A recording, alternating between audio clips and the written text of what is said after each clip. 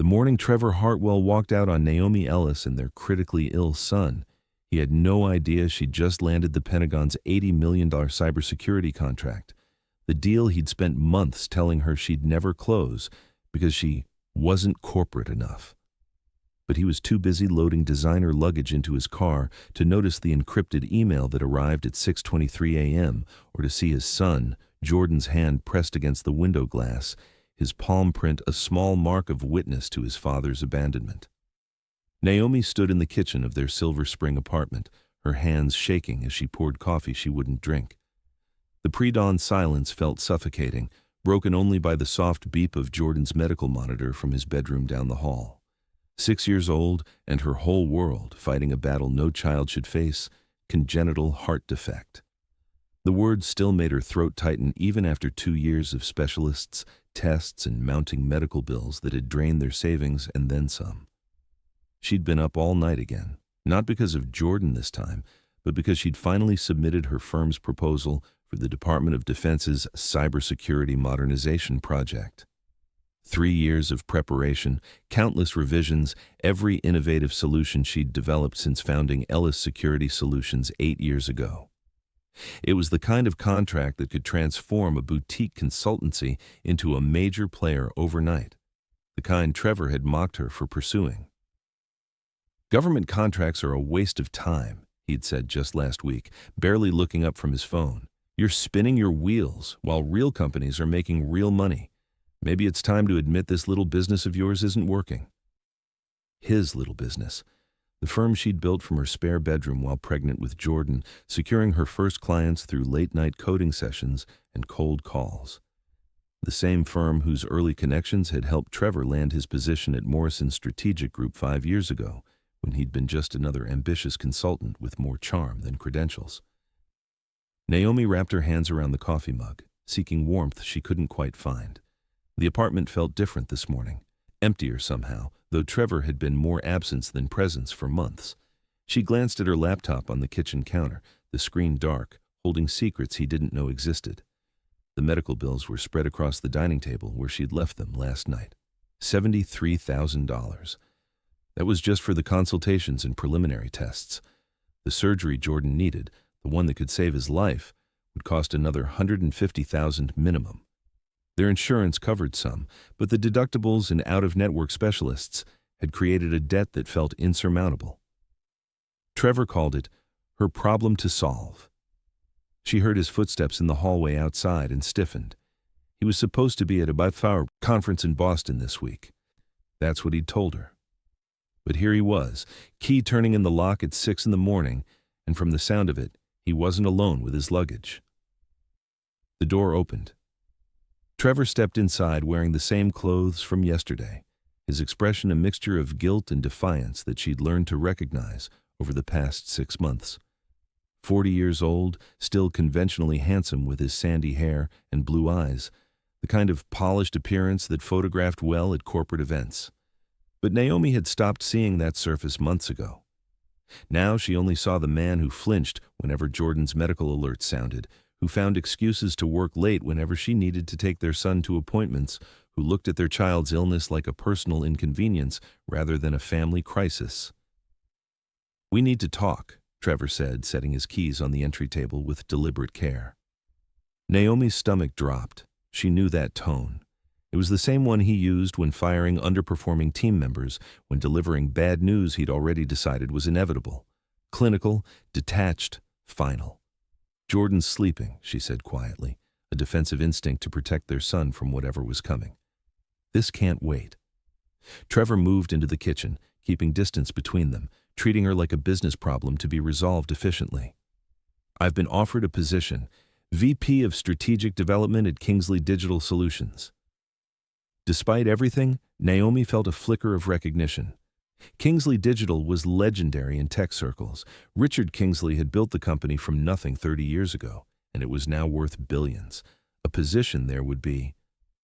"It's everything I've worked for," Trevor continued, and something in his voice made her skin prickle with warning.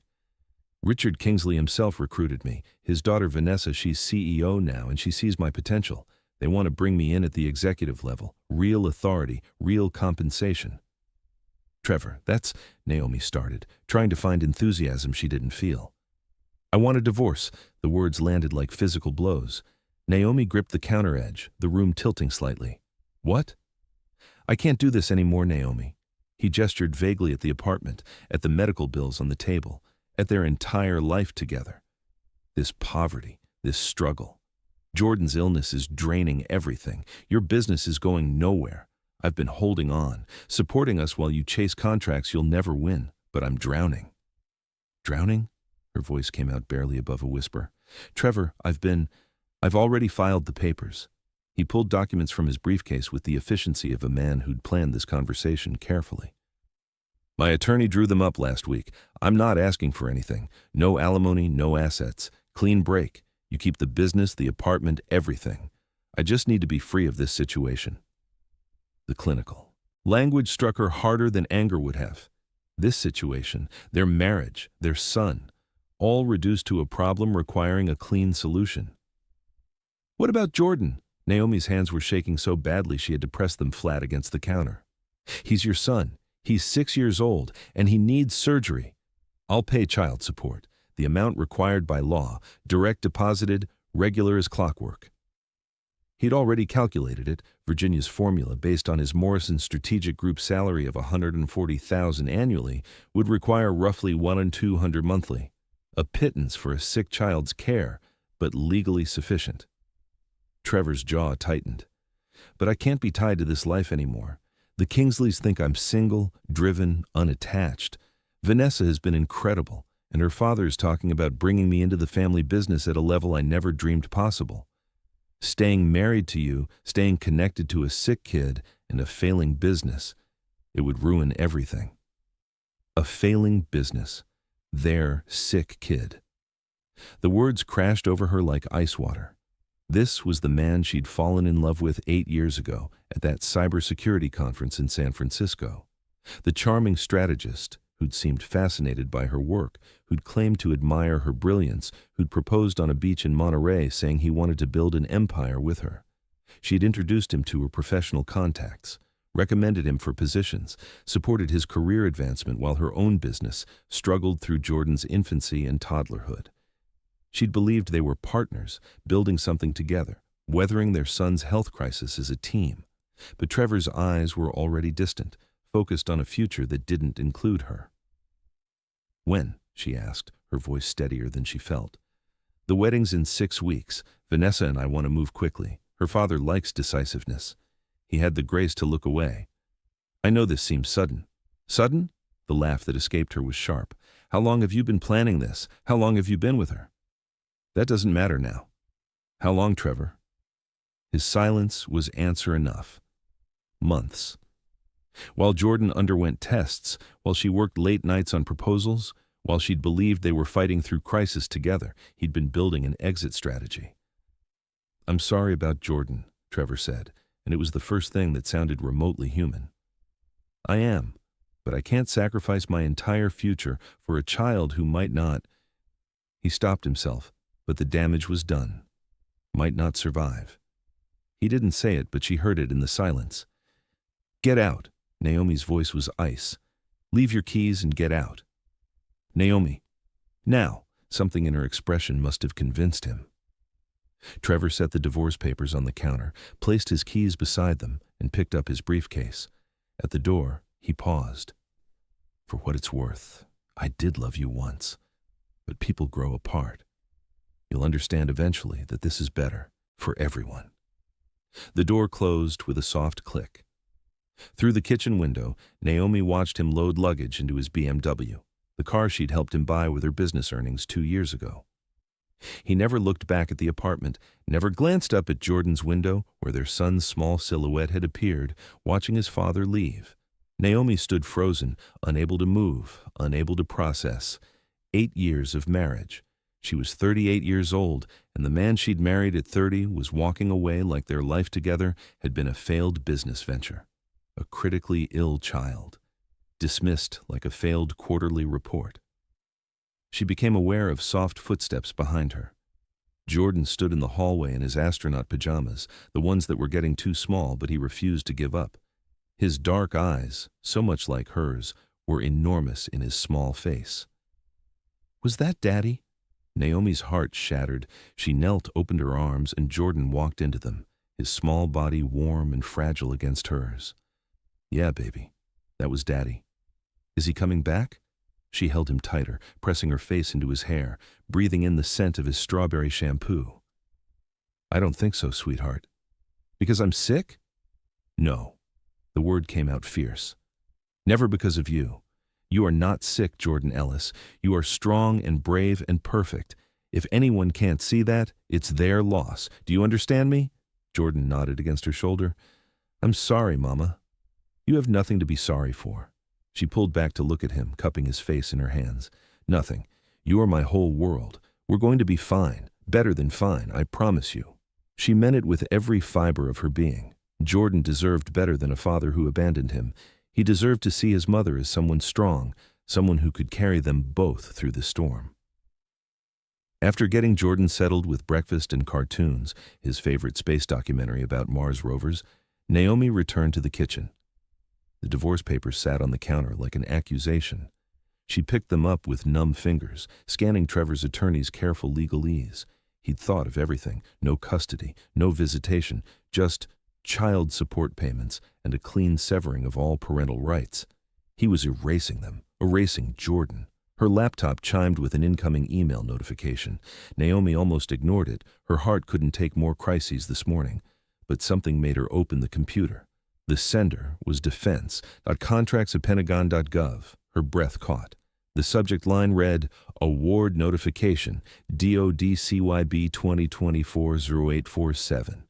Naomi's hands trembled as she opened the email. The encryption took a moment to decode, security protocols she'd built into her own systems. Then the message appeared, official Department of Defense letterhead across the top. "Dear Ms. Ellis, on behalf of the United States Department of Defense, I am pleased to inform you that Ellis Security Solutions has been selected as the EID primary contractor for the Cybersecurity Modernization Initiative, Project DOD CYB 2024-0847. Contract value, $80,000 over 5 years with options for renewal based on performance benchmarks." The words blurred. $80 million. 5 years. Her proposal, the one Trevor had mocked, the one he'd called a waste of time, had won. Against corporations with 1,000-person teams and billion-dollar valuations, her boutique firm had won the Pentagon cybersecurity contract. She read it again. Then, a third time. The email included next steps, kickoff meeting schedules, security clearance requirements, legal documentation that would take weeks to process. But it was real. Official. Binding. Her phone rang. Simone Chen, her best friend and business partner who owned 30% of Ellis Security Solutions. They'd founded the company together 8 years ago, though Naomi's technical expertise had always been the core offering, while Simone handled operations and business development. Naomi answered on the second ring. "Tell me you got the email." Simone's voice was breathless. "Tell me I'm not hallucinating." "I got it." Naomi's voice sounded strange in her own ears. "We won, Naomi. We actually won. Do you understand what this means? This changes everything. We can hire a full team, move to a real office, take Jordan to the best cardiac specialists in the country." Simone paused. "Wait, why do you sound like someone died? This is the best news of our lives." Trevor left. The words came out flat. "This morning, he filed for divorce. He's marrying Richard Kingsley's daughter in 6 weeks." Silence on the other end. Then, "I'm coming over." "Simone, you don't have to. I'm already in my car." 20 minutes later, Simone burst through the door with coffee, bagels, and the kind of fierce determination that had made her Naomi's closest friend since their grad school days at MIT. 40 years old, brilliant, and utterly loyal, with her dark hair pulled into a no-nonsense ponytail and fire in her eyes. She took one look at Naomi's face, set down the food, and pulled her into a hug that Naomi didn't realize she needed until she started crying. Great, gasping sobs that she'd been holding back all morning, all the months of Trevor's emotional absence, all the fear about Jordan's surgery and their financial situation, and the weight of trying to hold everything together alone. "Let it out," Simone murmured, holding her tight. Just let it all out. When Naomi finally pulled back, wiping her eyes, Simone steered her to the couch and pushed coffee into her hands. Jordan was still absorbed in his documentary, headphones on, giving them space. "Tell me everything," Simone commanded. Naomi did. The early morning confrontation, Trevor's clinical efficiency, the divorce papers that erased him from Jordan's life, the wedding in 6 weeks. All of it spilled out while Simone's expression grew progressively more furious. That absolute, Simone bit off what was clearly going to be a creative string of profanity. He left you and Jordan for a woman he barely knows? For a job? For everything we couldn't give him, wealth, status, a life without medical bills and struggle? Naomi stared into her coffee. He called my business a failure, Simone, hours before we found out we won the Pentagon contract. Does he know about the contract? No, and I'm not going to tell him. Simone's eyes widened, then a slow smile spread across her face. Oh, this is poetic. He's about to marry into tech royalty thinking you're broke and struggling when you just became one of the most successful cybersecurity contractors in the private sector. It's not about revenge? No, it's about justice. Simone leaned forward, intensity radiating from her. Naomi, do you understand what just happened? The man who spent years using your connections to advance his career, who dismissed your work, who abandoned you and your 6th son, just walked away from a woman about to become incredibly successful. And he has no idea. The irony wasn't lost on Naomi. She felt a strange, bitter satisfaction mixing with her grief. Trevor had gambled everything on the Kingsley family's wealth, on Vanessa's resources, on a future he thought would be better. He'd thrown away his family without knowing what he was actually discarding. What are you going to do? Simone asked.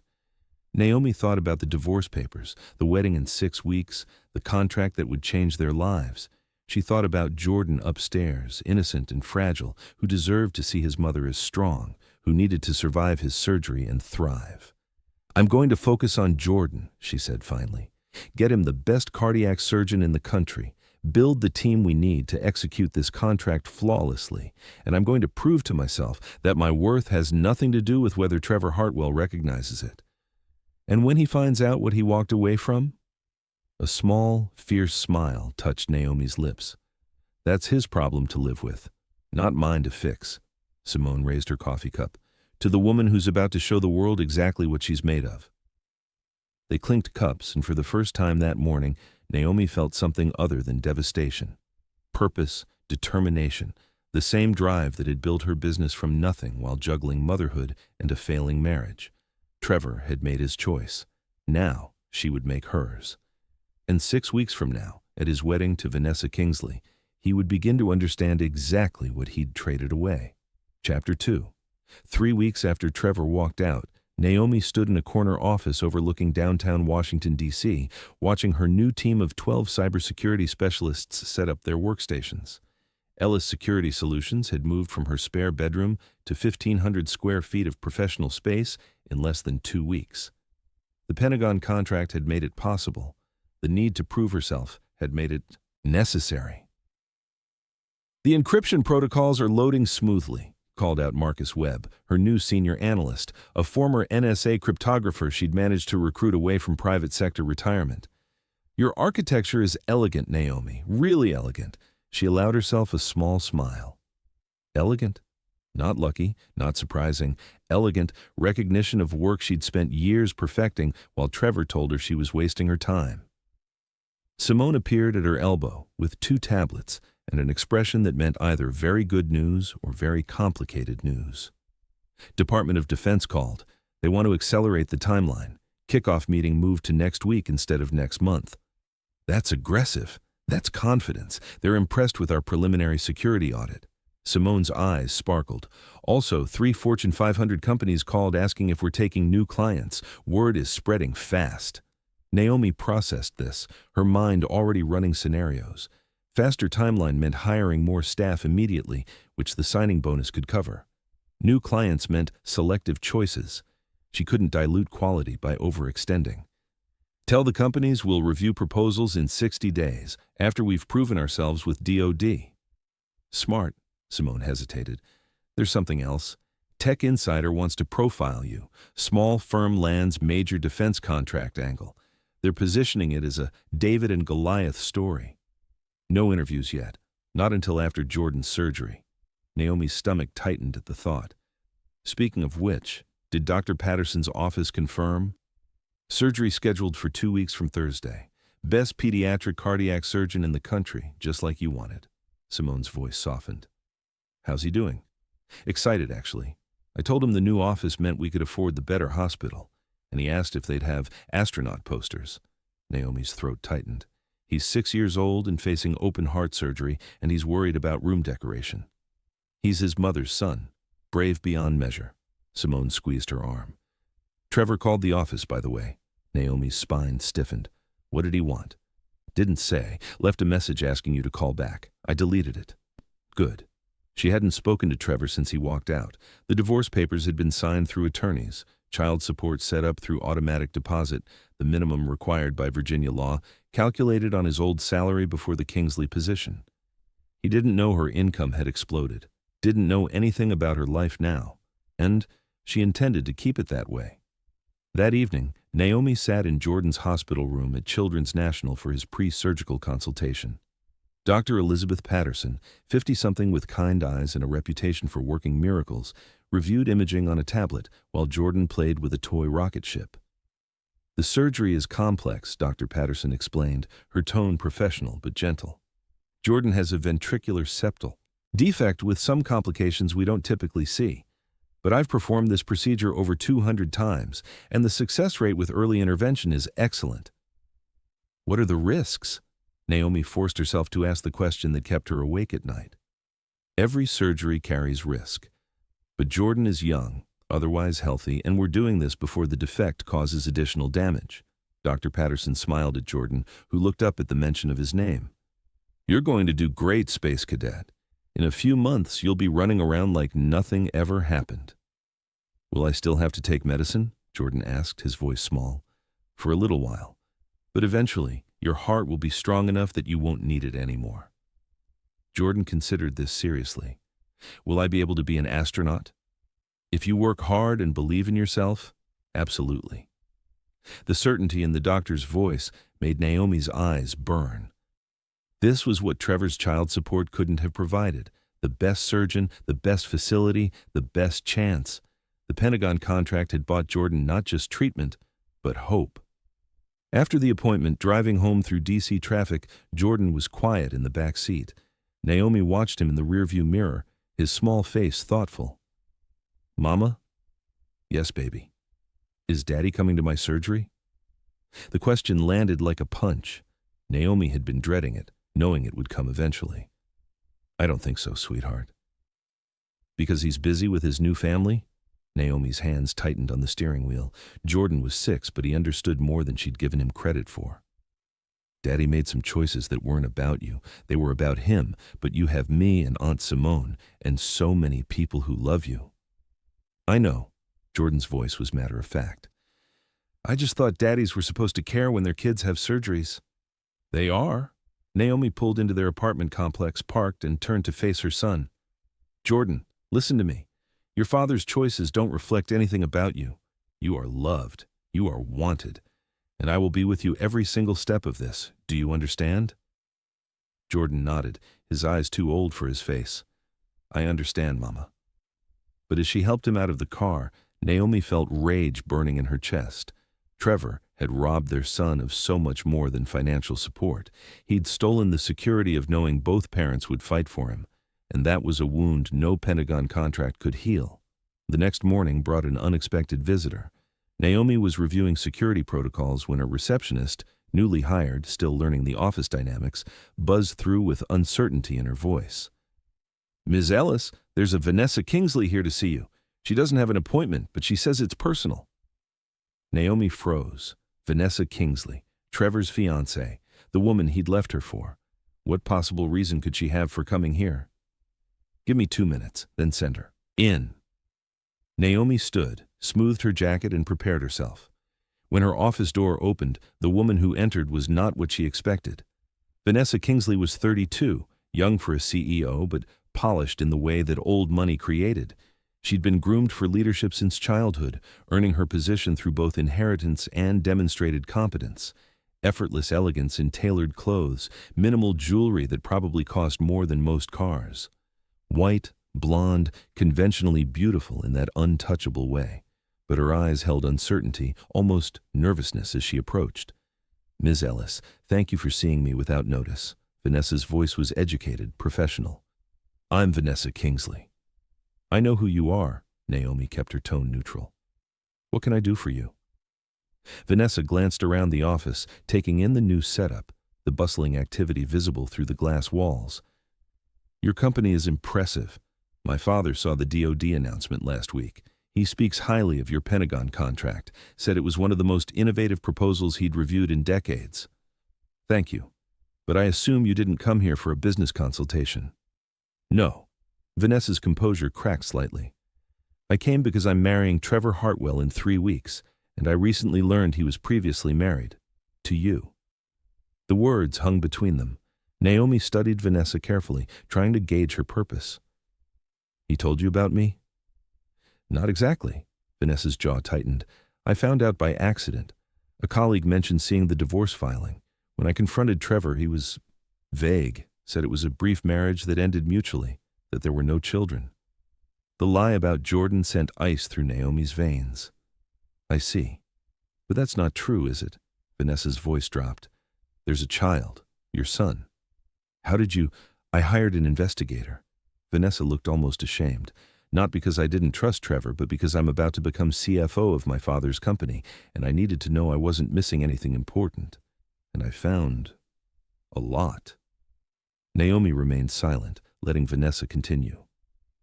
"You have a 6-year-old son named Jordan. He has a heart condition requiring surgery. Trevor divorced you 6 weeks ago, the same day you won the Pentagon contract." Vanessa's eyes met hers. "He told me you were unstable, that you'd tried to trap him with a pregnancy, that you'd taken everything in the divorce." The casual cruelty of Trevor's lies stole Naomi's breath. "And you believed him?" "I wanted to." Vanessa's honesty was startling.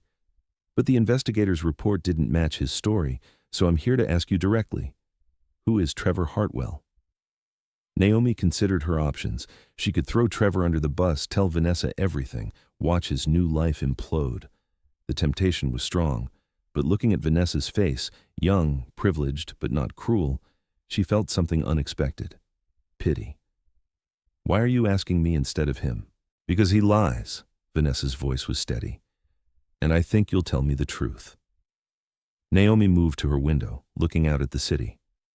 "Trevor and I were married for 8 years. I supported his career, introduced him to contacts that helped him advance.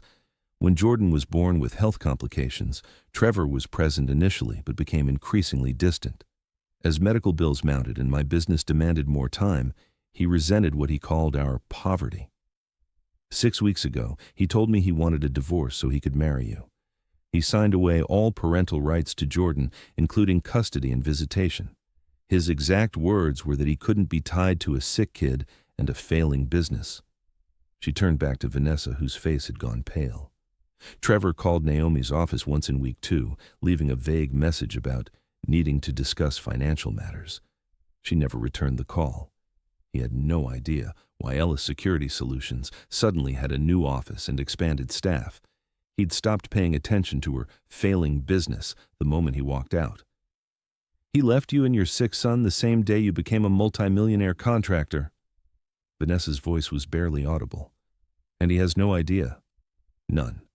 "Why didn't you tell him? Why let him marry me thinking you're struggling?" Naomi smiled without humor. "Because his knowing wouldn't change anything about what he did. He showed me exactly who he is when he walked away from Jordan. Whether I'm broke or successful doesn't alter that truth. I don't need his regret or his approval." Vanessa was quiet for a long moment. "Your son, how is he?" "Surgery in 2 weeks. Best surgeon in the country." "Because of the contract?" "Yes." "Trevor would have left you unable to afford it." "Yes." Vanessa's composure finally cracked. Her eyes filled with tears she clearly wasn't accustomed to showing. "I'm so sorry. For what he did to you and your son, for believing his lies, for—" She stopped, swallowing hard. My father built Kingsley Digital on integrity, on honest dealing, and I was about to marry a man who abandoned his sick child for money. What will you do? Naomi asked, curious despite herself. I don't know. Vanessa stood, pulling herself together with visible effort. Thank you for your honesty, and for not gloating. You would have every right. I don't want revenge, Naomi said quietly. I want my son healthy and my business thriving. Trevor is no longer part of that equation. After Vanessa left, Simone appeared in the doorway with raised eyebrows. That was interesting. She knows about everything. Think she'll call off the wedding? Naomi considered. I don't know, but it's not our problem either way. Yet even as she said it, she felt the first stirrings of something shifting. The careful walls Trevor had built around his new life were developing cracks. The following week brought rapid developments. Over 3 weeks, Ellis Security Solutions transformed. The Pentagon contract brought credibility that opened doors to Fortune 500 clients. Naomi hired strategically, senior analysts from NSA and private sector, building a team that could execute at scale. Forbes wanted a profile. Tech Insider called daily. She declined all interviews. Her focus was Jordan. The irony wasn't lost on her. Trevor had left her for being a failure at the exact moment she became spectacularly successful. But success felt hollow when her son faced surgery she could now afford, but Trevor would never witness. Simone, as COO, would handle operations during Jordan's surgery and recovery. She also moved them into a better apartment, not ostentatious but comfortable, with 2 bedrooms and actual natural light. Jordan's new room had space-themed wallpaper and glow-in-the-dark stars on the ceiling. His face, when he saw it, made every hour of stress worthwhile. It's like living in a spaceship, Mama. You'll need a proper commander's quarters for your recovery, she told him, ruffling his hair. Will it hurt? The surgery? Naomi knelt to his level, honest as always. Yes, baby. It will hurt for a little while. But then you'll heal, and you'll be stronger than ever, and I'll be right there when you wake up. Promise? I promise. 3 weeks after Trevor walked out, 2 weeks before the wedding, an ornate envelope arrived at Naomi's office. Jordan's surgery was scheduled for that Thursday, 10 days before Trevor's ceremony. Heavy cardstock, embossed gold lettering. She opened it with a sense of inevitability. Vanessa Kingsley and Trevor Hartwell request the honor of your presence at their wedding celebration. The date was 10 days away. Location, Kingsley Estate in McLean, Virginia. Black tie, 300 guests. Simone found her staring at the invitation an hour later. Are you seriously considering going? Simone's voice was incredulous. I don't know. Naomi, why would you put yourself through that? Watching him marry someone else? Because I need to see it. Naomi struggled to articulate the feeling. I need to see what he chose, what he thought was worth abandoning Jordan for. Maybe then I can finally close this chapter completely. Or maybe you'll just torture yourself watching him celebrate while Jordan's recovering from surgery. Naomi flinched. Simone was right. The timing was brutal. Jordan's surgery was Thursday. The wedding was the following Sunday. 10 days of recovery if everything went perfectly. Enough time for Jordan to stabilize from Thursday's surgery, but close enough that every complication would matter. If everything went perfectly, Jordan would be stable, but still in hospital recovery. If complications arose, I won't go if Jordan needs me, Naomi said firmly. He comes first, always. But if he's stable, if the surgery goes well, maybe I need this. One final moment of closure before I move forward completely. Simone studied her friend's face, then sighed. If you're going to do this, you're not going alone. And you're definitely not going looking anything less than absolutely stunning. Despite everything, Naomi smiled. Is that a promise or a threat? Both? The night before Jordan's surgery, Naomi sat beside his hospital bed watching him sleep. He looked so small in the pediatric ICU, surrounded by monitors and IV lines, but peaceful, trusting. She held his hand gently, careful not to wake him, and whispered the promises she'd been making since the day he was born. I will always fight for you. I will always protect you. You are loved beyond measure, and tomorrow you're going to be so brave, and everything is going to be okay.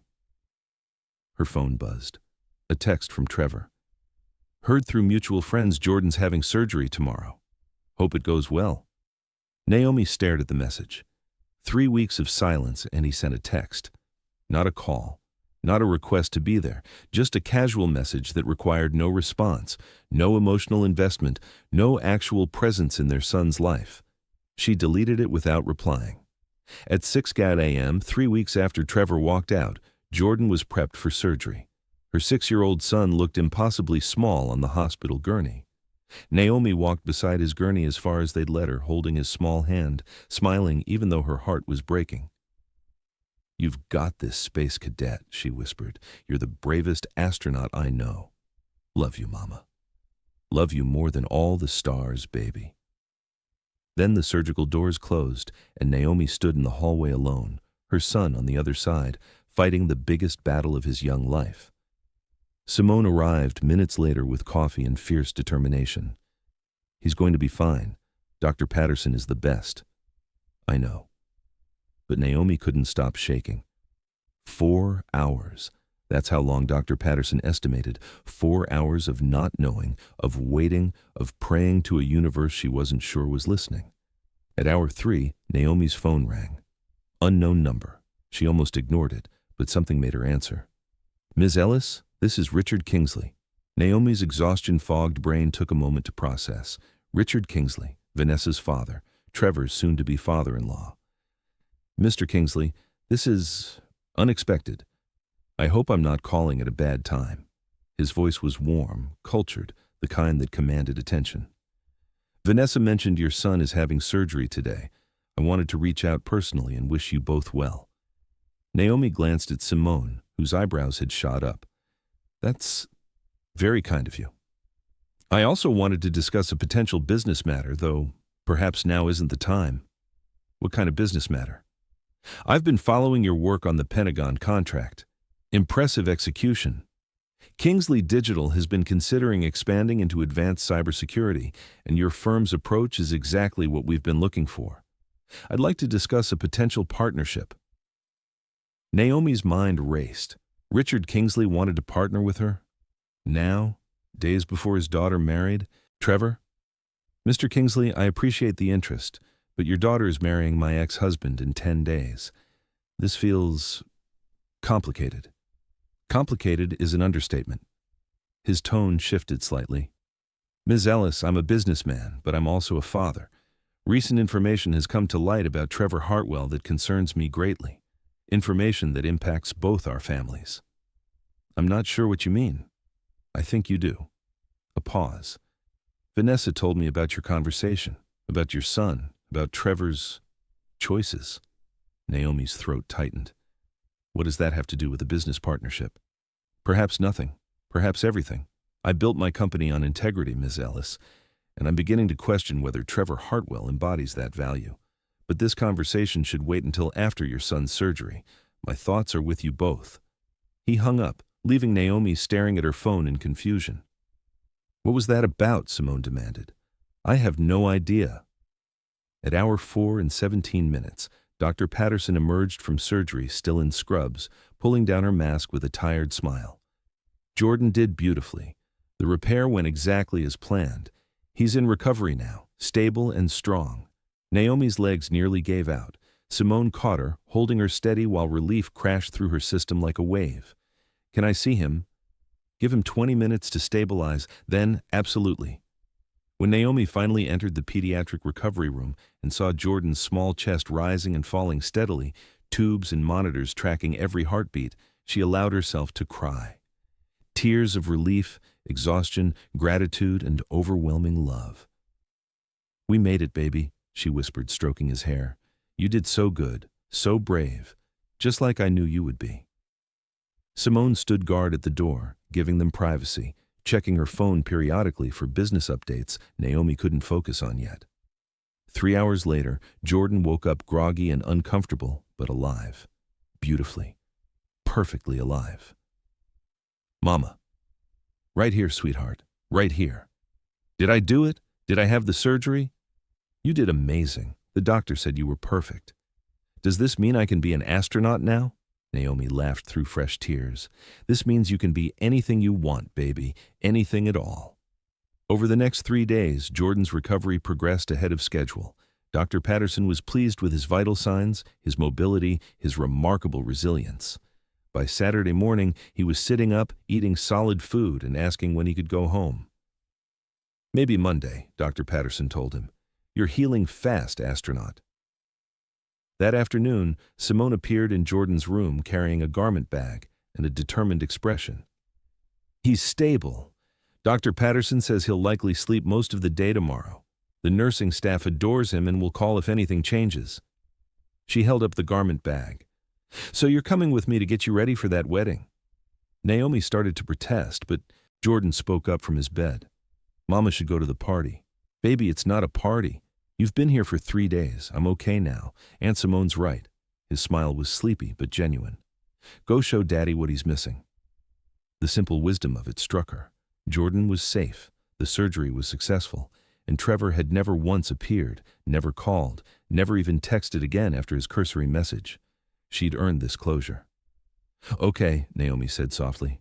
"Okay, I'll go." Simone's smile was fierce. "Then let's make sure Trevor Hartwell regrets every single choice he ever made." Chapter 3. Sunday morning arrived with the kind of crisp autumn clarity that made Virginia beautiful. Naomi stood in her apartment bedroom, staring at the dress Simone had selected with ruthless precision. Deep sapphire silk that brought out the warmth in her brown skin, elegant without being ostentatious, cut to perfection. The kind of dress that whispered success rather than shouting it. "Stop overthinking," Simone called from the living room. "You look incredible.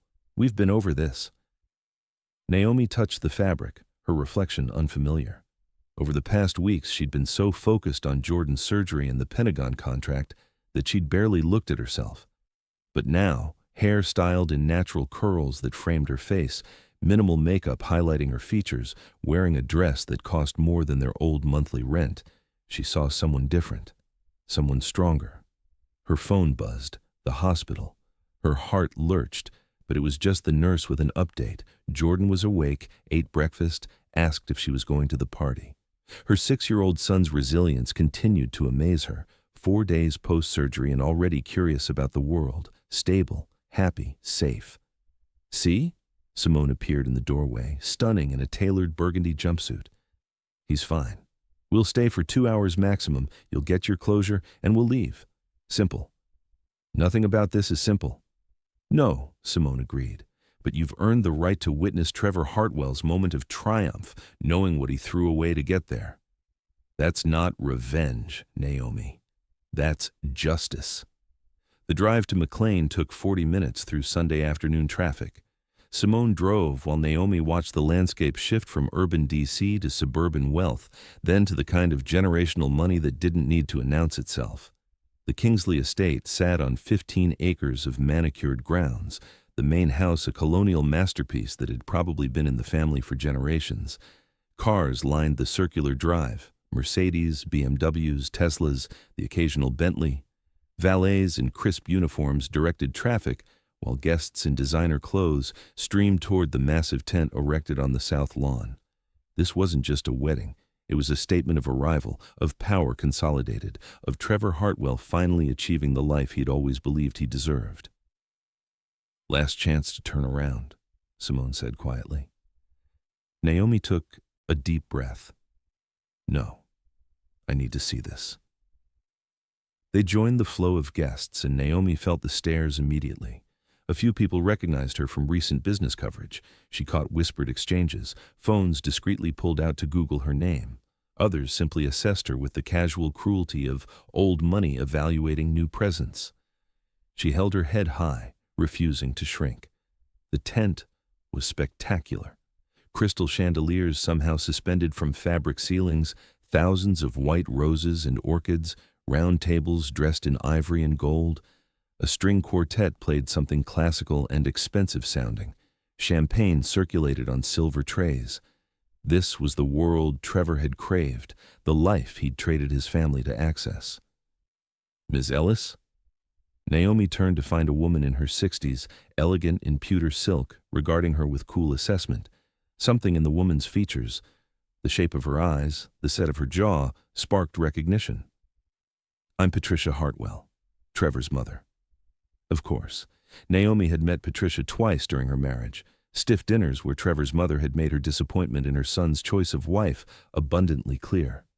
Too young, too ambitious, too focused on work that didn't pay enough, not the corporate wife Trevor deserved.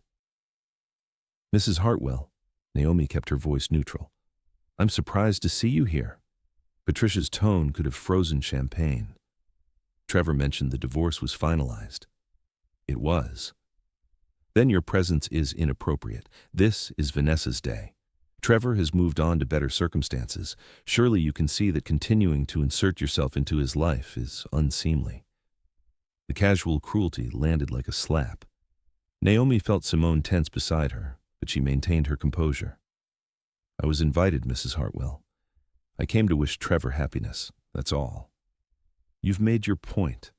Now perhaps you should leave before you embarrass yourself further. Patricia's eyes traveled over Naomi's dress with dismissive assessment. My son has found his place among people who can actually help his career. Your little business venture was always going to hold him back. My little business venture, the Pentagon contract, $80 million. But Patricia didn't know. Nobody here knew except possibly Vanessa and her father. I hope Trevor finds everything he's looking for, Naomi said quietly. Excuse me. She moved away before Simone could say something that would start an actual scene. They found seats at a table near the back, not prime placement, but Naomi preferred the distance anyway. From here, she could observe without being in Trevor's immediate sightline. The ceremony began with orchestral flourish. 300 guests stood as Vanessa appeared at the far end of the aisle on her father's arm. She was radiant in designer white, diamonds at her throat that probably cost more than Jordan's surgery. Richard Kingsley walked with dignity, his expression proud but somehow guarded. Then Trevor appeared at the altar, and Naomi's breath caught despite herself. He looked every inch the successful executive in his custom tuxedo, his sandy hair perfect, his smile confident as he watched his bride approach. This was the Trevor she'd fallen in love with 8 years ago. Charming, handsome, seemingly decent. But now she saw the calculation in his eyes, the way he stood straighter as Richard Kingsley approached, the subtle preening of a man who'd finally arrived. Then Trevor's gaze swept the crowd and landed on her. Shock flickered across his face, not because he knew about the contract, but because she was here at all, looking composed and elegant when he'd left her struggling and broken. For 3 seconds, maybe 4, he simply stared, recognition and shock warring across his features. Naomi met his eyes steadily, refusing to look away, letting him see that she was here, present, witnessing his triumph. Vanessa reached the altar, oblivious to Trevor's momentary distraction. Richard placed her hand in Trevor's with ceremony, then stepped back. The officiant began speaking about love and commitment and partnership, words that felt hollow in Naomi's ears, knowing Trevor's capacity for abandoning both. She should have felt satisfaction at Trevor's shock. Instead, she felt strangely empty. This man had been her husband, her partner, the father of her child. And now he was a stranger marrying someone else while their son recovered from heart surgery alone. The ceremony proceeded. Vows were exchanged, rings placed, the declaration made. Trevor kissed Vanessa with what looked like genuine affection, and the crowd erupted in applause. They were married, legal and binding. Trevor Hartwell had successfully traded up. "You okay?" Simone whispered as they moved to the reception area. "I don't know," Naomi admitted. The reception was even more elaborate, a full band, dance floor, bars at each corner, food stations with cuisine from around the world. Naomi accepted champagne she didn't drink and tried to blend into the background. But blending had never been her strength, especially not when people kept recognizing her from business coverage. "You're Naomi Ellis, aren't you?" A man in his 50s approached, extending his hand. "James Morrison, I've been following your Pentagon contract work. Impressive execution." "Thank you. How do you know the happy couple?" The question was innocent enough, but it felt like a trap. Naomi opened her mouth to deflect when Patricia Hartwell's voice cut through nearby conversation. "That's Trevor's ex-wife," she told a cluster of women with barely concealed disdain. "She refused to accept the divorce gracefully. It's quite sad, really. Some people can't handle being left behind. The women glanced at Naomi with mixture of pity and judgment. Heat flooded her face, not embarrassment, but anger. She'd come here for closure, not to be publicly diminished by Trevor's bitter mother. Simone's hand found hers, squeezing tight. "We can leave." "Not yet." Because at that moment, Richard Kingsley stepped to the microphone at the front of the room, tapping it for attention. The band quieted. Conversation died. All eyes turned to the billionaire patriarch preparing to toast his daughter's marriage. "Friends, family, honored guests." Richard's voice carried authority that didn't need amplification. "Thank you for joining us to celebrate Vanessa and Trevor's union. Marriage is a sacred bond, built on trust and honesty and shared values. My wife and I raised Vanessa to value integrity above all else, in business and in life." Naomi felt something shift in the atmosphere. Richard's tone was off somehow, his smile not quite reaching his eyes. "The Kingsley family has built our success on honest dealing, on keeping our word, on partnerships rooted in truth." Richard paused, his gaze sweeping the crowd and landing briefly on Trevor, whose smile had frozen in place. "We believe that who we choose to build our lives with reflects our character, that the choices we make, especially about family, reveal our deepest values." Vanessa was watching her father with growing confusion. Trevor had gone pale. "Which is why," Richard continued, his voice hardening, "I must address something that has recently come to my attention, something that impacts not just this marriage, but the integrity of our entire family." The room went absolutely silent. Naomi's heart began to pound. Beside her, Simone sat forward, sensing something significant about to unfold. "Trevor Hartwell presented himself to my daughter and our family as a single, ambitious professional ready to build a life with Vanessa." Richard's expression was carved from stone. "But that presentation was built on lies. Lies that I cannot, in good conscience, allow to stand unchallenged at what should be a celebration of truth and commitment." Trevor was shaking his head, trying to speak, but Richard raised a hand for silence. 3 weeks ago, shortly after the engagement announcement, I received information that troubled me deeply. My daughter had begun asking questions about Trevor's past, and what we discovered demanded investigation. I hired investigators, hoping to disprove these allegations. I wanted to believe in the man my daughter had chosen. Richard's voice carried weight that pressed down on the crowd. Instead, my investigators confirmed every disturbing detail. Naomi's hands were trembling. She hadn't sent any report, hadn't contacted Richard Kingsley beyond their brief phone call. But someone had. Someone had decided Trevor's lies needed exposure. "Trevor Hartwell was married for 8 years, Richard announced to the gasping crowd. "His ex-wife is in fact here tonight, Naomi Ellis, founder of Ellis Security Solutions." Every head turned toward her. Naomi felt the weight of 300 stares, heard the whispered speculation, the shock rippling through designer clothes and expensive jewelry. She kept her gaze fixed on Richard Kingsley, refusing to shrink. "Trevor has a 6-year-old son named Jordan," Richard continued mercilessly.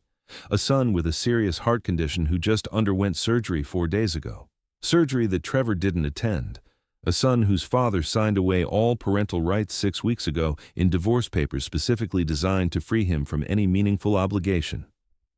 Vanessa's hand flew to her mouth, her eyes finding Naomi's across the room with dawning horror. "Trevor divorced Ms. Ellis the same day she won the Pentagon's $80 million cybersecurity contract, the largest such contract awarded to a small firm in Department of Defense history." Richard's voice was cutting now. "The same day, he left his wife and critically ill son, claiming Ms. Ellis was a failure holding him back, hours before she became one of the most successful contractors in the private sector." The crowd erupted in shocked murmurs. Trevor was trying to speak, gesturing desperately, but Richard wasn't finished. "Ms. Ellis used her industry connections to help advance Trevor's career in its early stages. She supported his ambitions while building her own company and caring for their son alone. She bore the burden of medical bills and uncertainty, while Trevor pursued the lifestyle he felt he deserved. And when he secured his position at Kingsley Digital, using connections and skills he'd developed partly through his wife's support, he discarded his family like a failed business venture." Patricia Hartwell had gone white. Guests were pulling out phones, some recording, others Googling Naomi's name to verify Richard's claims. At a nearby table, someone whispered, "Ellis Security Solutions. That's the Pentagon contract that was in Tech Insider last week." "Trevor told my daughter he was single," Richard said, his voice heavy with disgust. "Told us he had no children, built a relationship with Vanessa on fundamental lies about his character and his past. He presented himself as a man of integrity while hiding the truth that he'd abandoned a sick child for financial advancement." Vanessa was openly crying now, her perfect makeup streaking down her face as she stared at Trevor with devastation. "You told me she was toxic, that she'd tried to trap you, that you'd left because she was unstable." "Vanessa, I can explain," Trevor started. "How?" Vanessa's voice broke. "How do you explain lying about having a son, about leaving him when he needed you most, about abandoning your wife the day she became successful?" Richard stepped forward, placing a protective hand on his daughter's shoulder. "Trevor Hartwell, I cannot welcome into my family a man who builds his future on lies and betrayal, a man who abandons his responsibilities when they become inconvenient, a man who discards loyalty and integrity for wealth and status." The ballroom was chaos now. Gasps, whispers, shocked conversations. Naomi sat frozen, watching Trevor's carefully constructed new life collapse in real time. She hadn't wanted this, hadn't planned it, but she couldn't deny the justice of watching him face consequences he'd thought he'd escaped. "Your position at Kingsley Digital is terminated effective immediately," Richard announced. "This marriage is annulled. You are no longer welcome in my home or my business. I suggest you leave." Trevor stood alone at the altar, his face a mask of humiliation and rage. His eyes found Naomi's across the crowded room, and she saw hatred there. Blame. As if she'd orchestrated this public destruction rather than simply survived his abandonment. Security appeared, discreet but firm, and escorted Trevor toward the exit. As he passed Naomi's table, he stopped. "You did this," he hissed. "You couldn't let me move on. You had to destroy everything." Naomi met his eyes steadily. "I didn't tell Richard Kingsley anything except the truth when Vanessa asked me directly. Your lies destroyed this, Trevor, not me. My son just had heart surgery and you didn't even care enough to call him." Simone's voice was cold. "But sure, make yourself the victim." Trevor opened his mouth to respond, but security urged him forward. He left the reception in disgrace, photographers capturing every moment, guests recording video that would be viral within hours. Naomi sat in the stunned silence that followed, feeling strangely disconnected from the chaos around her. She'd come for closure. She'd gotten a public vindication she'd never sought. "Ms. Ellis?" She looked up to find Vanessa standing before her, mascara streaked and trembling. Up close, the young woman looked devastated. Her wedding day turned into a nightmare of revelation and betrayal. "I'm so sorry," Vanessa whispered. "He told me you were toxic, that you'd taken everything from him, that you'd gotten pregnant on purpose to trap him into marriage. I believed him. I believed every lie." Naomi saw genuine remorse in Vanessa's face, real pain at having been deceived. Despite everything, despite this woman being the one Trevor had chosen, she felt sympathy. "He's very good at lying," Naomi said quietly, "especially when the truth makes him look bad. Your son, how is he, after the surgery?" The question, asked with real concern, cracked something in Naomi's chest. "He's recovering well. Ahead of schedule, actually. He's strong." "I can't imagine," Vanessa's voice broke. "How could he leave a sick child? What kind of person does that?" "Someone who values status more than love," Simone interjected, her tone sharp. Vanessa nodded, wiping her eyes. "Can I help somehow? With medical costs or—" "Jordan's care is covered," Naomi said gently. "But thank you for asking. That's more consideration than his father showed." "I'm so sorry," Vanessa repeated, "for everything, for believing him, for being part of why he left you. I thought—" She stopped, swallowing hard. "I thought we were building something real.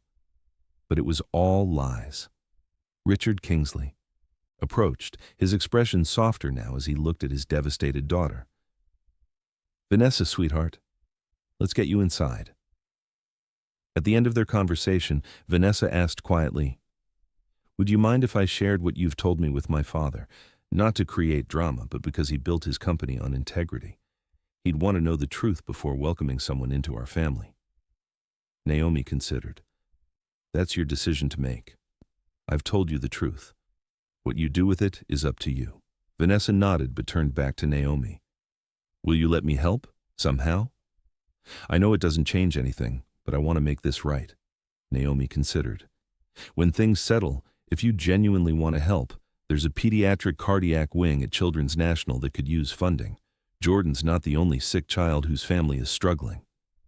Something like hope flickered in Vanessa's eyes. I'll do that. I promise. As Richard guided his daughter away, the crowd began to disperse, some leaving entirely, others clustering in groups to dissect what they'd just witnessed. Naomi felt exhausted down to her bones. Can we go now? She asked Simone. Absolutely. They made their way toward the exit, and Naomi felt the stares follow them. But mixed with the curiosity and judgment, she caught expressions of respect, sympathy, even admiration. The story was already spreading. The woman abandoned for poverty who'd become a multi-million-dollar success, whose ex-husband's lies had spectacularly imploded. In the car, Simone was silent for several minutes before speaking. That was intense. That was justice, Naomi corrected quietly. I didn't orchestrate it, but I can't say I'm sorry it happened. Trevor's going to blame you anyway.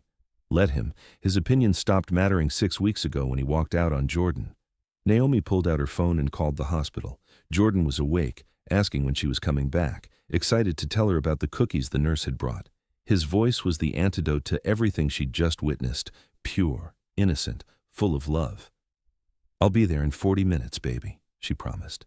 And tomorrow, if Dr. Patterson says yes, maybe you can come home. Really, Mama? Really? Really? She hung up and Simone glanced over with a smile. That's what matters. Jordan, your business, your future. Trevor's implosion is just background noise. Background noise that's about to be all over social media, Naomi pointed out, which means your company gets more publicity. Every news outlet will cover this. Abandoned woman becomes successful. Ex-husband's lies exposed. You're about to be famous, Naomi. And unlike Trevor, you earned it honestly.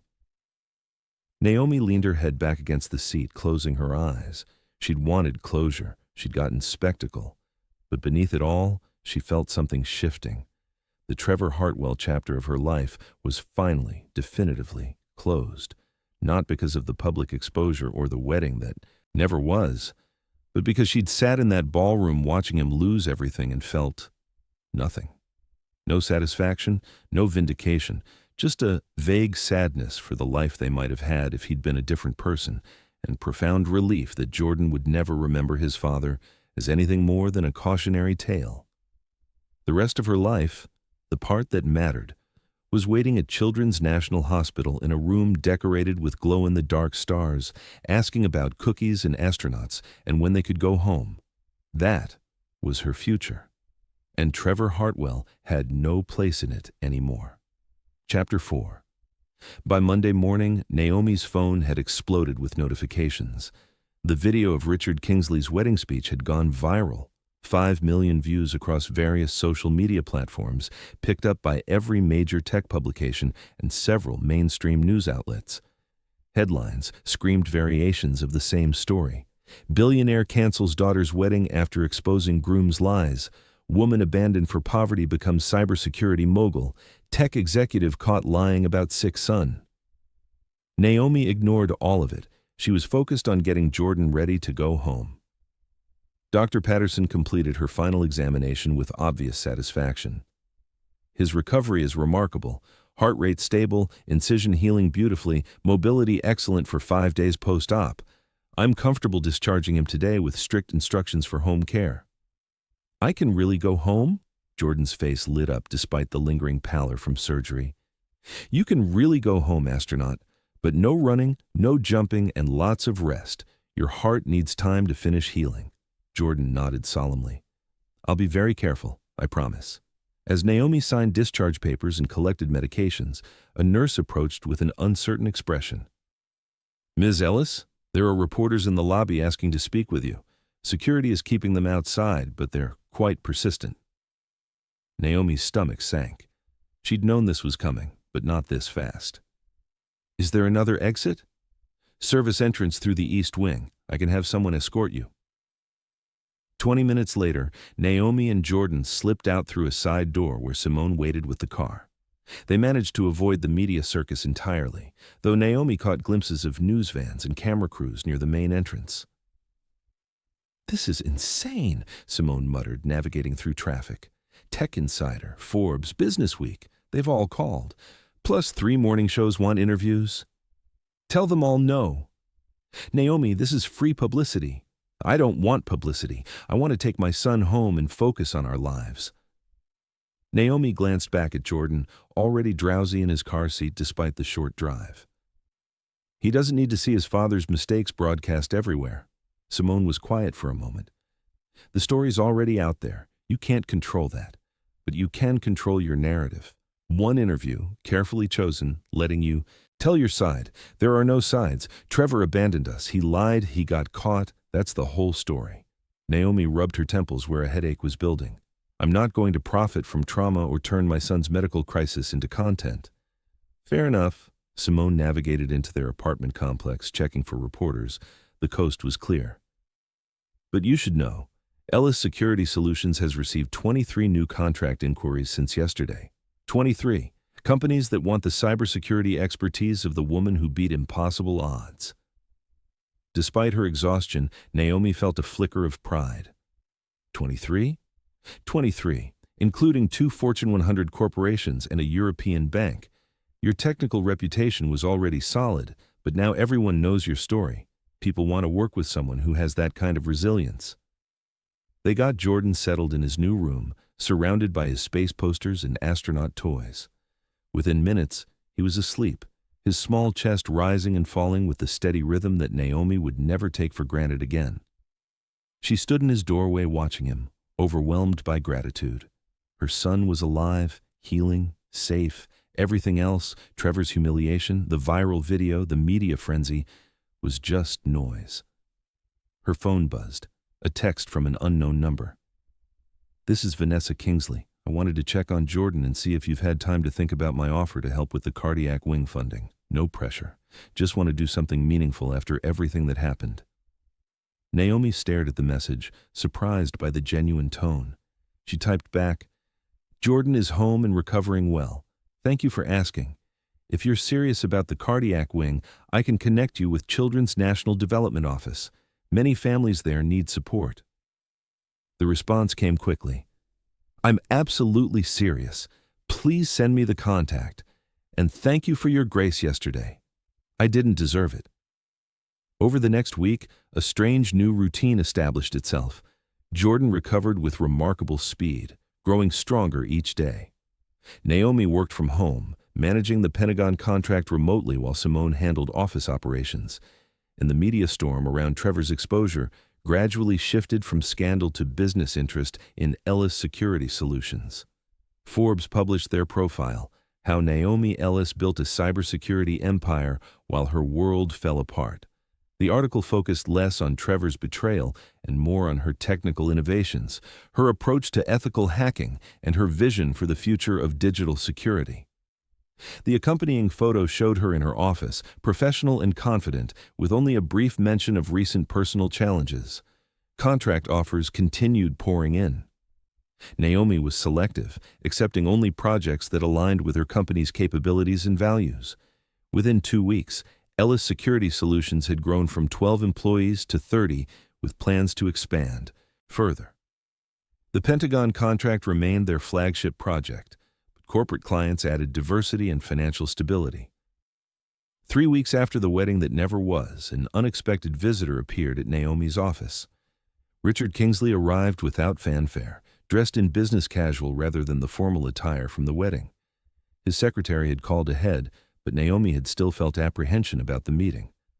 What did Trevor's almost father-in-law want with her now? Mr. Kingsley. Naomi stood to greet him in her corner office. Thank you for making the trip. Please call me Richard. He settled into a chair across from her desk, his manner surprisingly warm. I wanted to speak with you in person about several matters. First, to apologize for my family's role in the pain you've experienced. You didn't know Trevor was lying. No, but I should have vetted him more carefully before allowing him so close to my daughter and my company. Richard's expression was troubled. I pride myself on reading people, on seeing through facades. Trevor fooled me completely. That failure enabled him to hurt both you and Vanessa. Trevor is very good at being what people want to see, Naomi said carefully. That's not your fault. Generous of you to say. Richard leaned forward slightly. Vanessa has been devastated, as you might imagine, but she's also been inspired by your story. She's established a $5 million endowment for the pediatric cardiac wing at Children's National. In Jordan's name, Naomi's breath caught. $5 million. It's the least we can do. The fund will support families who can't afford the care their children need, the situation you would have faced without the Pentagon contract. Richard's eyes were kind. Vanessa wanted you to know that something positive would come from this disaster. That's incredibly generous. Naomi felt tears threatening. Those families. You have no idea what this will mean to them. I think we have some idea, Richard smiled slightly. But I'm also here on business. I meant what I mentioned during our phone call. Kingsley Digital wants to partner with Ellis Security Solutions, not out of charity or guilt, but because your approach to cybersecurity is exactly what we need. Naomi studied him carefully. This wouldn't be complicated, given the history? Trevor Hartwell no longer has any connection to my family or my company. What would be complicated is allowing his lies to prevent a beneficial business partnership. Richard pulled out a tablet, showing her preliminary partnership proposals. We have corporate clients who need advanced security solutions. You have expertise and innovation we can't replicate internally. This would be mutually beneficial. They spent an hour discussing possibilities, joint ventures, shared resources, complementary services. Richard was sharp, asking technical questions that demonstrated real understanding. By the end, Naomi found herself genuinely excited about the potential. I'll have my team draw up formal proposals, Richard said as they concluded. But I want to be clear about something, Naomi. This partnership is happening because you're brilliant at what you do, not because of guilt or sympathy or anything related to Trevor. You've earned this through merit. After he left, Simone appeared in the doorway with raised eyebrows. Did Richard Kingsley just offer us a partnership with Kingsley Digital? He did. This is massive. Their client list alone would triple our revenue. Simone paused. Are you comfortable with it, working with Vanessa's father? Naomi considered. I think so. He's treating this as genuine business, not charity. And honestly, the best revenge against Trevor isn't destruction. It's succeeding so completely that he becomes irrelevant. I like how you think. That evening, after Jordan was asleep and the apartment was quiet, Naomi sat at her kitchen table with a cup of tea and finally allowed herself to process everything. 6 weeks ago, Trevor had walked out calling her a failure. Now, she had an $80 million Pentagon contract, a thriving company, partnership offers from Fortune 100 corporations, and her son was healing. The transformation felt surreal. Her phone rang. Unknown number, but something made her answer. Naomi? Trevor's voice was hesitant, stripped of its usual confidence. Please don't hang up. She should have. Should have blocked his number weeks ago, but curiosity kept her on the line. What do you want, Trevor? I needed to hear your voice, to try to explain. There's nothing to explain. You made your choices very clear. I was an idiot, his voice cracked. I threw away everything that mattered for things that meant nothing. The Kingsleys have blacklisted me across the industry. No one will hire me. I'm living in a studio apartment working contract gigs. I've lost everything. Naomi felt nothing. No satisfaction, no sympathy. Just emptiness where feelings for this man used to exist. You lost everything because you threw it away, Trevor. You left your son when he needed you most. You can't blame anyone else for consequences you chose. I know. God, I know. I see it now. How blind I was, how selfish. I was so focused on what I thought success looked like that I didn't see I already had it. He paused. How is Jordan, really? He's recovering beautifully. The surgery was successful. He'll have a completely normal life. I should have been there. Trevor's voice was thick. I should have been at the hospital holding his hand, being his father. Instead, I was at an engagement party celebrating a lie. Yes, you should have been there, but you weren't. And Jordan is learning that he doesn't need you to be strong. He has me and Simone and people who actually show up. Can I see him? Please?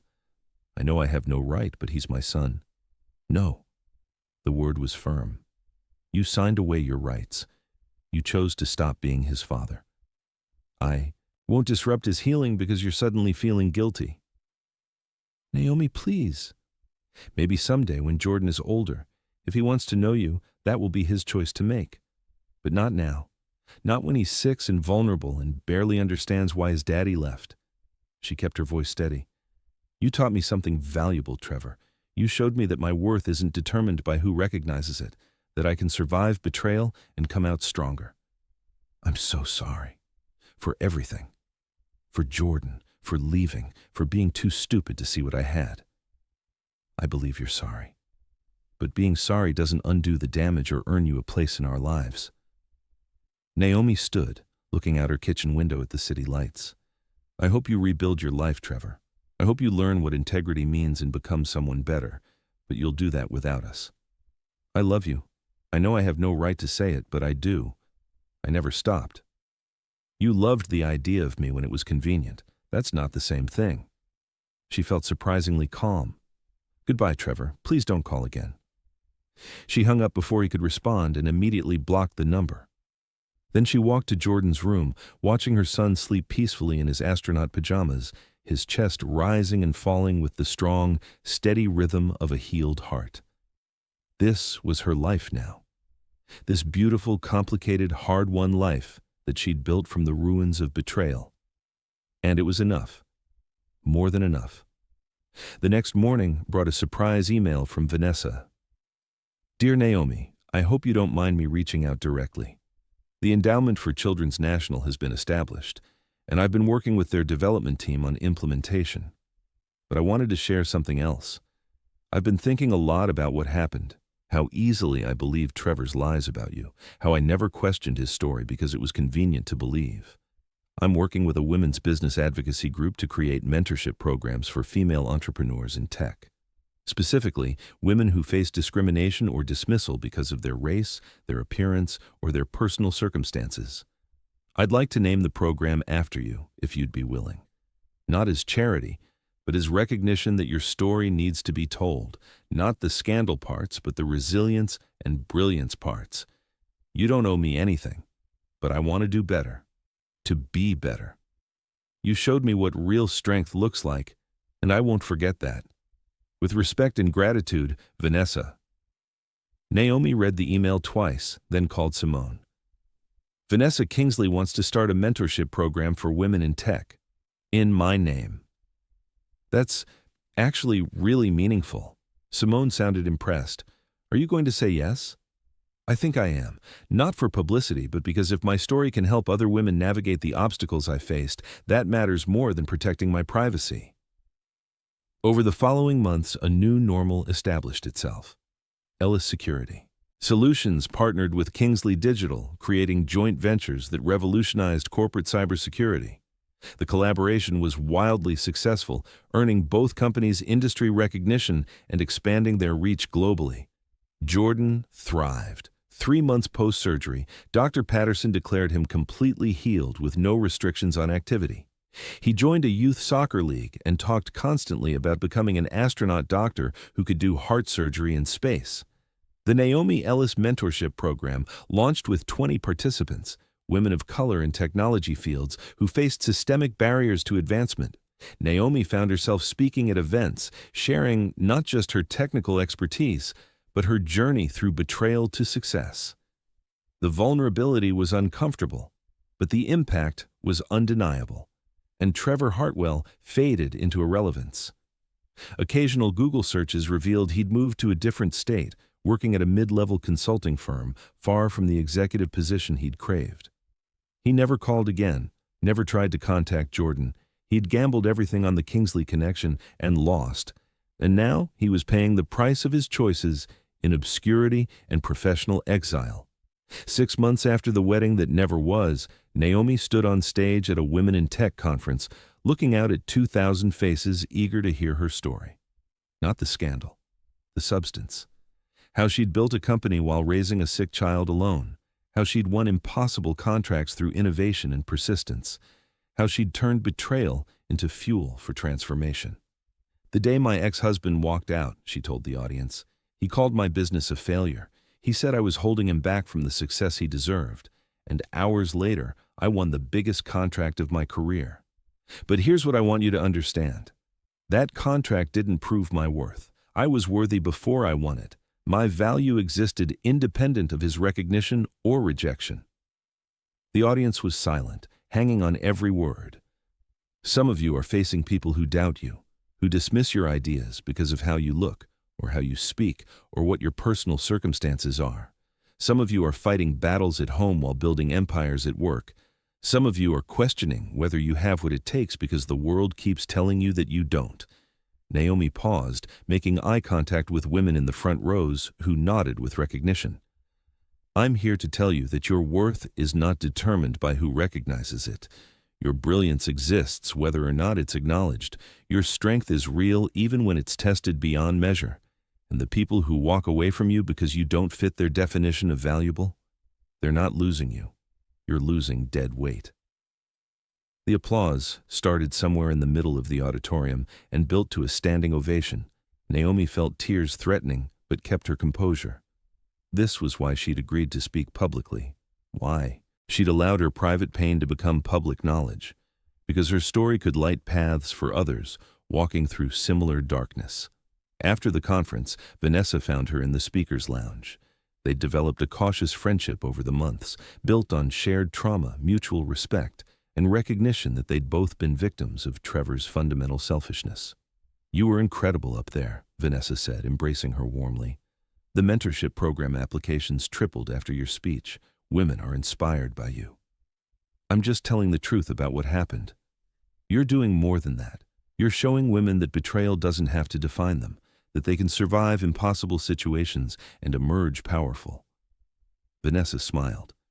My father was right about you from the beginning. Your resilience is as impressive as your technical skills. They were interrupted by Simone, carrying Jordan, who'd been waiting backstage. He'd insisted on coming to the conference, wanting to see his mother speak.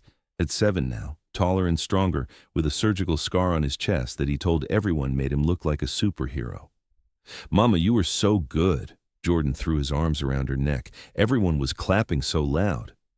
Did you understand what I was talking about? Naomi asked, holding him close.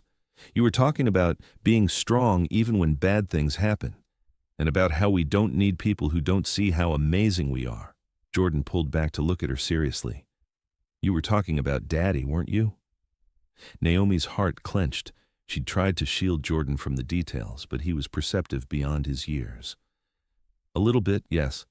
It's okay, Mama. I don't need him. I have you, and Aunt Simone, and Miss Vanessa, and Dr. Patterson, and all the people who actually love me. He smiled with the wisdom of a child who'd fought harder battles than most adults. We're a good family, even if it's different. We're a great family, Naomi corrected, kissing his forehead. The best family. That evening, after Jordan was asleep and the apartment was quiet, Naomi stood on her balcony looking out at Washington, D.C.'s glittering skyline. Somewhere in this city, Trevor Hartwell was living with his choices, but he was no longer part of her story, not the interesting part anyway. Her story was about a woman who'd built a cybersecurity empire while fighting for her son's life, about resilience in the face of betrayal, about finding strength in vulnerability and refusing to let someone else's blindness diminish her brilliance. Her phone buzzed with an email. Another contract offer, this one from a tech company in Silicon Valley. She'd review it tomorrow, after Jordan's soccer game and before her meeting with the Department of Defense about expanding their partnership. This was her life now. Complicated, demanding, full of challenges and triumphs that had nothing to do with the man who'd walked away. She'd been discarded as worthless and had proven her worth on every measure that mattered, not for revenge, but for herself and her son. Trevor Hartwell had been a chapter in her story. A painful one, certainly, but just a chapter. The rest of the book, The part that mattered, the part that would define her legacy, was being written now in conference speeches and Pentagon contracts and mentorship programs and soccer games with her healthy son. And it was beautiful. 1 year after Trevor walked out, Naomi received an unexpected piece of mail, a handwritten letter forwarded through her attorney from Trevor himself.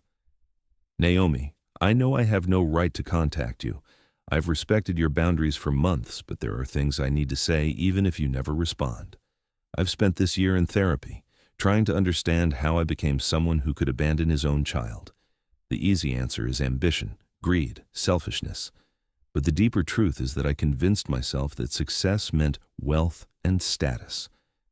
I measured my value by what others thought of me, and I lost sight of what actually mattered until it was too late to recover. You were the opposite. Your worth was intrinsic, based on your character and your competence, and I resented you for it, even though I couldn't articulate why at the time. You made me feel inadequate simply by existing with such self-possessed brilliance. That's not an excuse. There is no excuse for what I did. But it's the truth I've finally faced. I don't expect forgiveness. I don't deserve it. But I want you to know that Jordan had the right parent. You were always the stronger one, the more capable one, the one who could weather storms I ran from. Our son is lucky to have you. I hope he grows up knowing his worth the way you know yours. And I hope he never has to learn it the way I did, by losing everything that mattered and realizing too late what I'd thrown away. Thank you for being the parent I couldn't be. Thank you for protecting him from my weakness. And thank you for showing me, even if I couldn't see it at the time, what real strength looks like. I won't contact you again. This is my goodbye, my acknowledgement of the life I forfeited and the family I didn't deserve. Be well, Naomi. You already are everything I pretended to be. Trevor. Naomi read the letter 3 times, then filed it away in a folder marked Jordan for later. Someday when her son was older and asked about his father, this letter would help him understand. Not to excuse Trevor's choices, but to show that even people who fail catastrophically can eventually face their failures honestly. But that was a conversation for the future. Today, Jordan was waiting for her to take him to the Air and Space Museum, where they were unveiling a new Mars rover exhibit.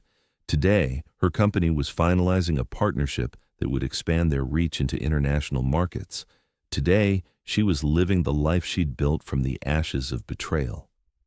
Trevor's letter was acknowledgement of truths she'd known all along. She didn't need his validation, didn't need his regret. She'd moved forward without him, proving with every successful contract and every milestone of Jordan's recovery that her worth had never depended on whether he could see it.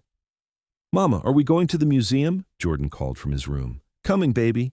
Naomi put the letter away and went to her son, who was bouncing with excitement, despite Dr. Patterson's continued cautions about overdoing it. "Can we see the moon rocks and the Mars rover and the space shuttle?" "We can see everything," Naomi promised, grabbing her keys in his jacket. "We have all day." As they left the apartment, Jordan's small hand in hers, Naomi felt the weight of the past year settling into perspective. Trevor's betrayal had nearly destroyed her, but it hadn't. Instead, it had revealed strength she didn't know she possessed, forced her to build a life that depended only on her own capabilities, and taught her son that family wasn't defined by who stayed, but by who showed up. They'd survived. More than survived. They'd thrived. And that was the story worth telling. Not the scandal, not the public humiliation of a man who'd gambled wrong, but the quiet triumph of a woman who'd refused to let betrayal define her, who'd fought for her child with everything she had, and who'd built an empire on the foundation of her own brilliance. Trevor Hartwell had walked away thinking she was worthless. He'd been wrong. And now the whole world knew it. 2 years later, 24 months after the wedding that never was, Naomi stood in Ellis Security Solutions' new headquarters, 20,000 square feet of cutting-edge technology in downtown D.C., employing over 100 specialists. The company had become one of the leading cybersecurity firms in the nation, with contracts spanning from government agencies to Fortune 500 corporations. Jordan, still 6 but growing stronger every day, attended a specialized STEM school where his fascination with space and science was nurtured.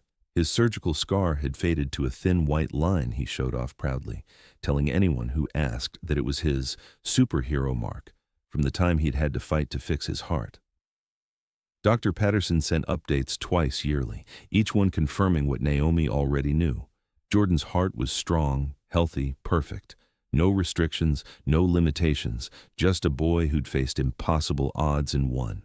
The Naomi Ellis Mentorship Program had expanded to 12 cities, supporting over 300 women in technology fields. Vanessa served as program director, pouring her energy into creating opportunities she'd once taken for granted. She and Naomi had developed a genuine friendship built on mutual respect and shared understanding of how ambition without integrity destroys everything it touches. The partnership between Ellis Security Solutions and Kingsley Digital had revolutionized corporate cybersecurity, earning both companies' industry awards and international recognition. Richard Kingsley had become a mentor to Naomi, sharing decades of business wisdom while learning from her innovative approaches to digital security. And Trevor. He existed somewhere on the periphery, irrelevant to the life Naomi had built. Occasional LinkedIn updates showed he'd stabilized at a mid-level position at a consulting firm in Colorado. Competent, but unremarkable. Exactly what he'd feared becoming, achieved through his own choices. He never reached out again after that final letter, never asked about Jordan, simply faded into the background of their lives like a character who'd served his purpose in the story and exited stage left. On the anniversary of that terrible morning when he'd walked out, Naomi took Jordan to their favorite restaurant, not in mourning, but in celebration of how far they'd come. "Mama, can I ask you something?" Jordan looked up from his spaghetti, his expression thoughtful. "Always, baby." "Do you think Daddy knows how awesome we are now?" Naomi considered her answer carefully. "I think he probably does, but more importantly, do you know how awesome you are?" Jordan grinned. "I'm pretty awesome. I have a cool scar, I'm getting straight A's in science, and my mama runs a super important company that protects computers from bad guys." "That's exactly right." Naomi reached across the table to squeeze his hand. "And none of that has anything to do with your father knowing or not knowing. Our worth doesn't depend on who's watching." "That's what you always say in your speeches." "Because it's true. The most important person who needs to recognize your value is you." Jordan nodded seriously, then brightened.